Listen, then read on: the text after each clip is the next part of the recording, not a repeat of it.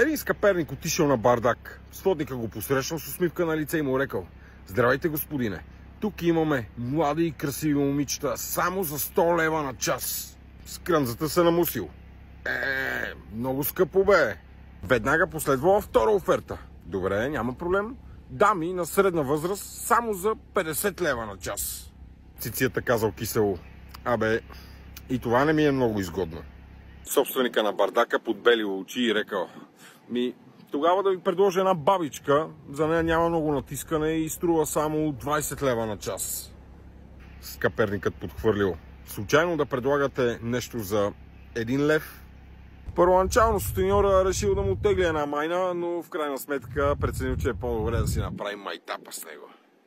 "За тази цена, господине, мога да ви предложа една дъска с дупка." Клиентът обаче се съгласил на драго сърце. "Защо пък не? Дайте я насам." След което си направил кефа и си тръгнал доволен. На следващия ден дошъл пак, дал 1 лев и казал: "От обичайното, моля."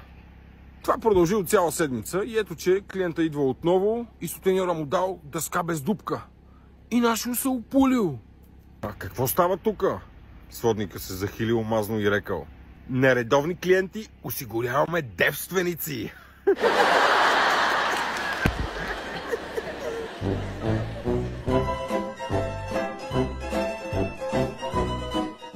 Един летовник отишъл при спасителя на плажа. "Кей, приятел, имаш ли огънче?" "Ще ти дам, а ти ще черпиш ли една цигарка?"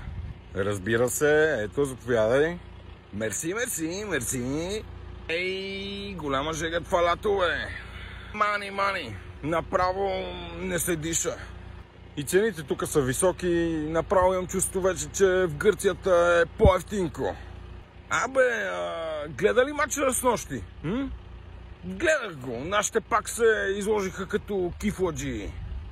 Абсолютно. Аз ще тръгвам вече. Беше ми приятно."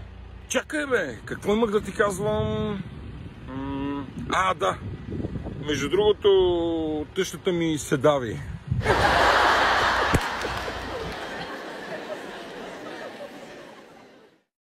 Две монахини отишли на пазар и се забавили много. "Сестро Мария, вече е тъмно, а ние сме все още доста далече от манастира." "Да, сестро Захаринке, забеляза ли, че един мъж отзад ни изследва?"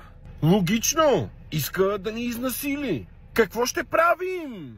"Логично, ще се разделим. Ти натам, аз насам." Мъжът последвал сестра Захаринка. Сестра Мария пристигнала в манастира, притеснена. След 1 час обаче пристигнала и сестра Захаринка. "Какво стана?" "Логично, започнах да бягам, а той също." "И после?" "Логично, той ме настигна." "О, Боже мой! И ти какво направи?" "Логично, вдигнах си роклята." "Сестро! И какво направи той?"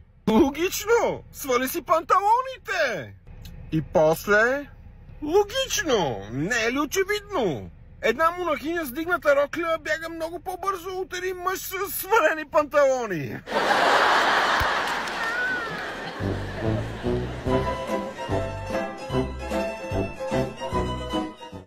Един имал проблем с ръката. Отива на доктор. Да, сложно. Ще трябва да отрежем." "Отрежем? Ама как така, бе, докторе?" "Отивам за второ мнение при друг." "Докторе, може ли да излекуваме? Ходих при един ваш колега и той вика, че трябва да се реже." Мани го то, никакъв доктор не е, нищо не разбира от ръце.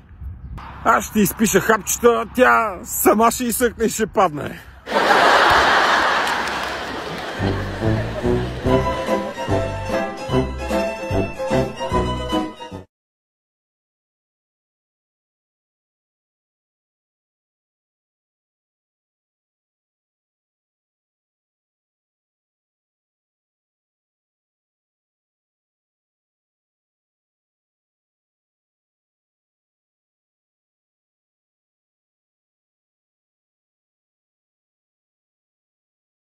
Жена се събудила рано и отишла в кухнята да приготви закуска.